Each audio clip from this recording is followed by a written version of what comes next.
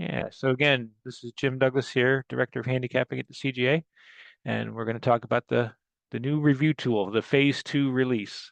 Um, and so, yeah, so we'll do a little demo here. So as you know, to support the Handicap Committee in ensuring that a golfer's handicap index represents the player's demonstrated ability, and that's our goal right there. In July 2024, the USGA released a new data-driven handicap review tool. The review tool can identify players who are scoring above or below their expected scoring range more often than anticipated over the last 12 months. That's kind of how this review works. More above or below their expected scoring range more often than anticipated in the last 12 months. So in these instances, a recommended adjustment to the player's handicap index is provided to the handicap committee. So with that phase one release, as you know, we could just do a review to a single player at one time. But now phase two has been successfully released just a couple weeks ago, and that allows us to do a review on an entire roster at one time. So the committee can run a handicap review now across the entire club's roster. For golfers with multiple club memberships, only home club golfers will be eligible for a recommended adjustment when a club-wide review is run. So if you have a golfer that's in more than one club, only the club that has the home club designation will appear on this review. And then we actually had a meeting with the USGA yesterday, and this is a point of a concern, I guess you'd say, that I mentioned to the guys at the USGA. So I think the clubs would really like to be able to run this club wide to include those golfers. So hopefully that's something that they'll consider down the road. In any case, the non-home club golfers are still eligible for that individual review. You can still do that on an individual basis. Um, One of the nice changes is the option to view the details modal will be available for any golfer that receives a review first. So for those of you who've seen the previous tool, if you ran a review but there was no adjustment, we couldn't dig into the details. You might say, hey, this golfer had a low flag. You're kind of curious to see more. Now you can see the details on everyone. We'll look at that. There's now an expiration date as far as when you run these reviews and how long you have to either apply or deny the adjustment. It's a 14-day time window. If that time window runs out, the recommendation expires. No big deal, just something that they want to clean up out there. And there is a phase three planned release toward the end of the year, which will offer a flexible review timeline. So right now it's just 1 year, but it looks like we'll be able to adjust that time range. There'll be some reports that'll be available, and then some sort of notification. Notifications will be built in when you make an apply or deny an adjustment. But we'll talk kind of about that here as well in a little bit. So some points that I'll just bring up now. The USGA recommends that the handicap committee at an authorized golf club run a club-wide review at least once every 365 days. So that ties right in with the requirement of your handicap committee to do a review of all your golfers annually. But next year, there's going to be a requirement to run this review tool at least once a year as part of the club authorization process. So it will be required. But a club may find it appropriate, and I suspect many people will, to want to run additional club-wide reviews during the seasons, such as leading up to a competition, your member guests, your members, your club championships, what have you. It is not recommended to run the tool on a frequent basis, and specifically no more than once every 3 months. Quarterly is kind of the limit that they suggest that clubs run this no more than once every 3 months. I can speak to that a little bit why. Maybe perhaps that'll probably come up as we go through here. But it really makes sense. It's really we had some good points there. It gives you time to review that recommendation. You really need to. Ideally, you would look at these golfers and take some time to look at them. Plus, if they get a modification, they may not be eligible for review again.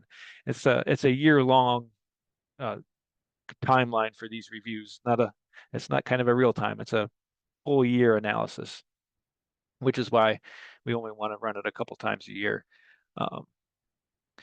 It's important to consider that players must be informed of the club's review process, which includes that the player must be notified when the handicap index adjustment becomes effective and made aware of the time frame for any appeals. Um, so it used to be there's kind of changes here on making modifications to golfers. It used to be once your committee makes the decision, then you have to inform the golfer, we're going to modify your handicap index. Would you like to appeal? Then they can come back to you. But there's some changes now, especially when using this review tool of how you can notify the golfers of a change of a modification to their handicap index. So handicap committees now, when using this review tool, are now allowed to apply the recommended adjustment without notifying the player beforehand. Um, they will get, the golfer will see an M next to their handicap index. They've decided that that can serve as the notification to the golfer. So whatever processes that your handicap committee chooses to do, how you implement this tool, how you work this into your regular handicap reviews, um, when you do these handicap reviews, you really should have it into a nice compiled policies and procedures document, just so that everybody's on the same page. Hey, we're going to run this handicap review tool every year in June, and you may see your handicap index modified due to that.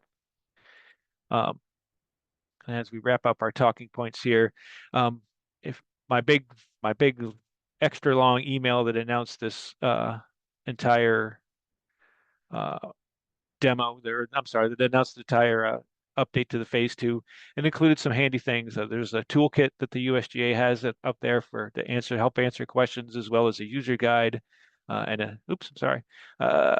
well as a Q&A website. There's some sample club policies and procedures documents. There's a sample letter, kind of the same letter that they have in the rules of handicapping already, to inform a golfer of a handicap adjustment, as well as an appeal form template, a template for an appeal, so that you could modify that as you see fit, provide that to your golfers as a standard appeal if they get a handicap index modified. All right, so let's move on to the actual review here. Let me move my screen over and share that appropriate screen. That is right here. Very good. All right. So everybody should see I'm in the USGA admin portal, but I'm in a test environment here that you can see. And I'm a super admin, if you will, association admin, but most of the things are going to look pretty much the same as they do for you as well as admin portal admin. So I'm in my Carolinas E Club NC East. And again, I'm in the testing environment. And you'll see the new handicap review tab up here at the top. So we're going to click on the handicap review tab. And we've had a past review. It looks like we ran a past review back in April. Actually, we ran a test right not long after we had a chance to look at it. But I'm going to run a new handicap review, and we'll go ahead and click this. And I have about 300 golfers in my club, so we'll kind of get an idea how long this takes for your club. So I'll click on new handicap review. We're going to run it and confirm. And a little kind of quirk they have right now is this screen doesn't update automatically, but there is planned to be a release in another couple months that should fix this. Right now, you just have to click here to get your status. See, we're at 35%. Like I said, they're going to fix this in a few months that it'll automatically refresh itself. But right now, we just have to kind of click here. If you had an extra large club, you could go refill your coffee and wait for it. We should be getting close here at this point. 87%. And I bet one more click will get us down. Yeah, so we've got our handicap review results. And then we can see when the review is run. This works just like everything else in the admin portal, and as you would expect. We've got our list of golfers where an adjustment is recommended. So it's recommended 11 adjustments. No adjustments were recommended for 250 golfers. And again, there were 259 golfers that were not eligible for review. Let me touch on those right now. There's various reasons they would be ineligible for review. And like with anything in the GHIN rosters here, you can filter you can bring up just the men, bring up just the ladies, search for a specific name, and then filter by the status here of whether the adjustment's been applied or denied, expired or pending. We could just filter on the no adjustment golfers, but here's why golfers would not be eligible for an adjustment. If they don't have 20 scores, no adjustments required, or they won't be recommended for an adjustment. Again, if it was not their home club, they won't be able to. We won't be able to see them on this automatic on the club wide review. We can do an individual again, but not on the club wide. If they don't have a handicap index, pretty obvious there. If their handicap happens to have been withdrawn, if they have an existing pending review, so perhaps maybe a couple days ago I ran a review on somebody and the uh, result was pending, they would not appear, as well as anybody who's modified, currently being modified, whether you've modified it manually through a handicap freeze, setting the golfer's handicap index, or through the review tool, they would not be eligible for review. So, um, but what's handy here, so it's going to default to just our golfers that are eligible for or recommended for a review are going to be listed at the top, and we can. Oh, man, by the way, from here you can also click, and I'm going to right click and open in a new tab. You can get right to that golfer's regular scoring record straight away from that screen as well if you wanted to just visit their scoring record right away. Um, you can sort by the recommended adjustment. It's going to go down to the bottom there, um, and then the recommended adjustment up at the top, or sort that way as well. We can sort by status. If we get in here and apply, we'll see that. Again, we have 14 days from the date of this run to make a decision, apply or deny. We can sort by the scores posted, um, which can be handy, because there might be a consideration here um, for golfers that play a lot. So here's a nice example. Um, maybe not this golfer so much. 7.9 is kind of a big percentage of low flags. But the next golfer down here, of course, he's not adjusted. Uh, let's see if I can find another one. Yeah. In any case, and again, this is actually one thing they might be changing.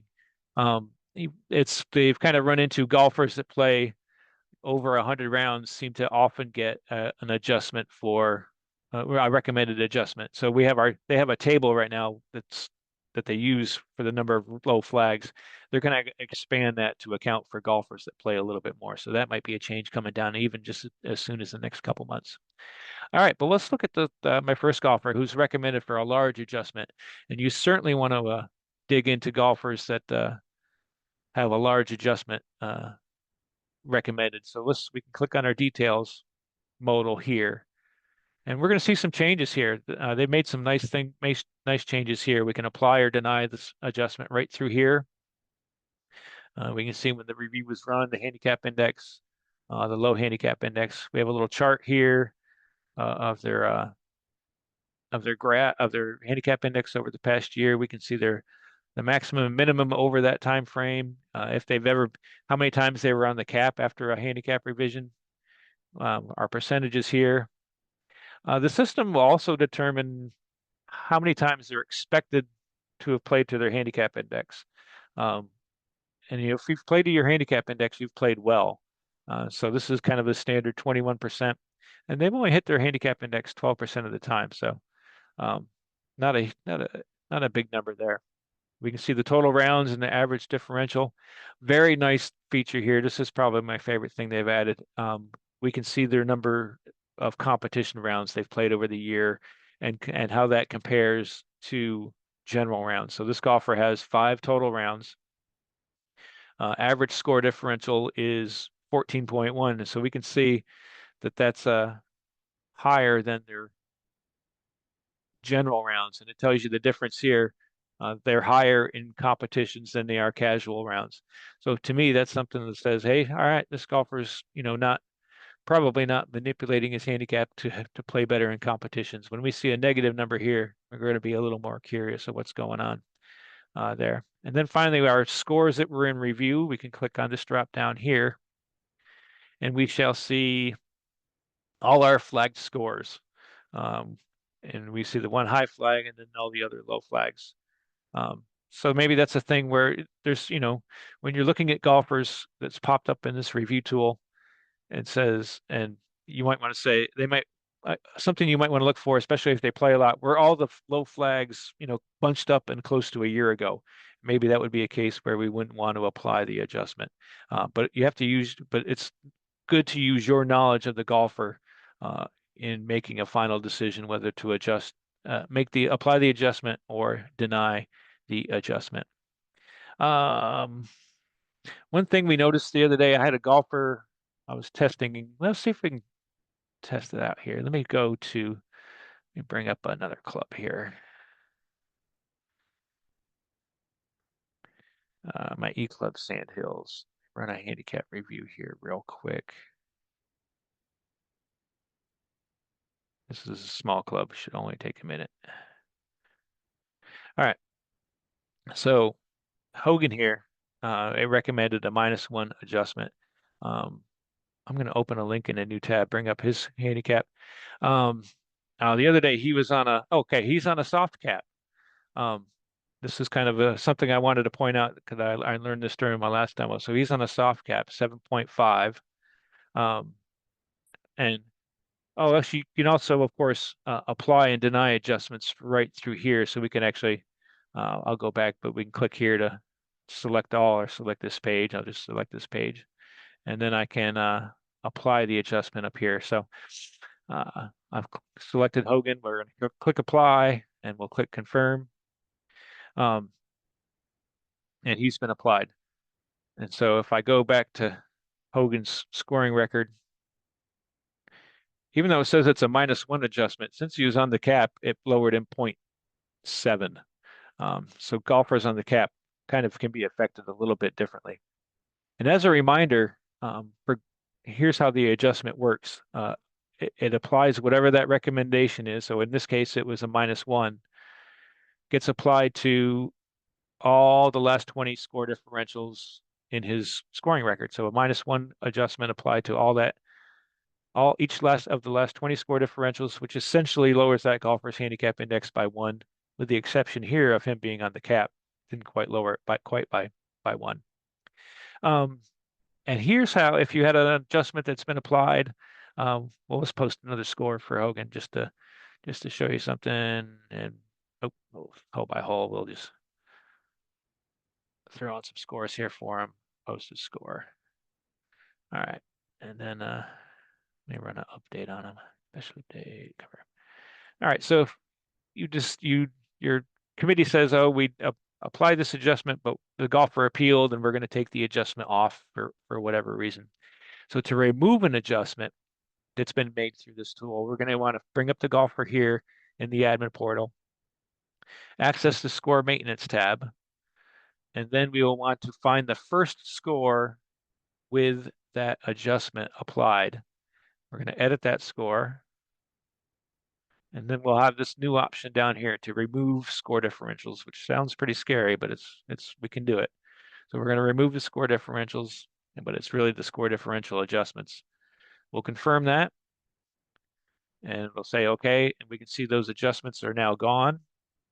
And then we jump back to the handicap management tab and click a special update to get that recalculation done and remove that modification from the golfer. He's gone up a little bit here since I posted a high score for him.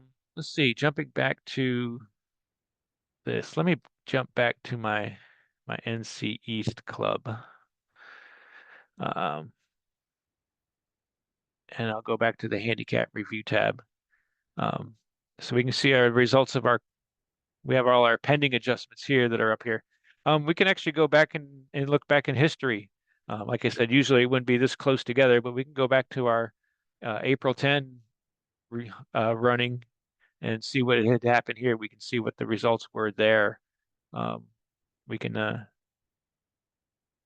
think these probably all expired. Yeah, so we can view the previous review and see what the status was of everything there. And in fact, even down into the details and check things out here. Oh, by the way, this screen, they are working on being able to print this particular screen. I know that was kind of something that people were looking for to be able to email golfers. Why did they get adjusted? I don't know if that one's going to be ready in the update in the 3 months, or if that's more of an end of the year. I think and I'm optimistic it's in the 3 months, but I'm not 100% sure. I'm sorry. But a little bit ability to create a PDF of this screen that you can export and email pretty easily. All right, so that's going back to the past review, but let me um, I wish you could get back. I wish. Oh, here we go. We can go back to the history here, and now we're back to my current set. So I can sort by recommended adjustment here easily. We can see our -3 down to a +1. It's probably somebody in the next screen. Yeah, that's a +1 for sure. So maybe we'll say I'm going to certainly adjust these three gentlemen. I can click apply and confirm that, and they've been now adjusted, and they disappear off the list. If I wanted to, if I left and come back, I could go back to the history, and I could view the golfers that we applied adjustments for the last time. Now I'll go back to the history and say maybe I'm doing. Um, okay, I know that Steve's was playing really well early in the about this time last year, but you know, he's had some injuries or something like that. He's just not playing as well. Um, the same for Tyler here. We're going to deny their adjustments. I can do that there, and they've denied their adjustments. Maybe I'll look up Betty Ray. Let's look up Betty Ray. Maybe she's, we're going to look at hers. Ooh, she's playing better in competitions than she is in casual rounds. We can apply that adjustment right here.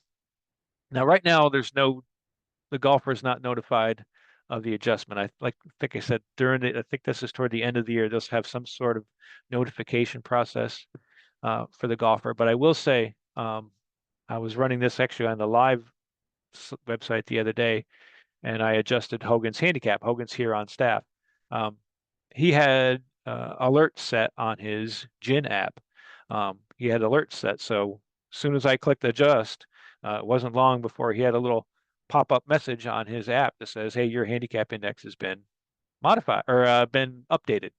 And he was looking at it and confused and texted me. So, but that is something that your golfers may have already on their phones, depending if they have notifications turned on. I've got most of mine turned off, like I think a lot of people do, but some people have those on. Um, oh, finally, let's go to, if I go back to the full results here, there is an option to export your results to Excel.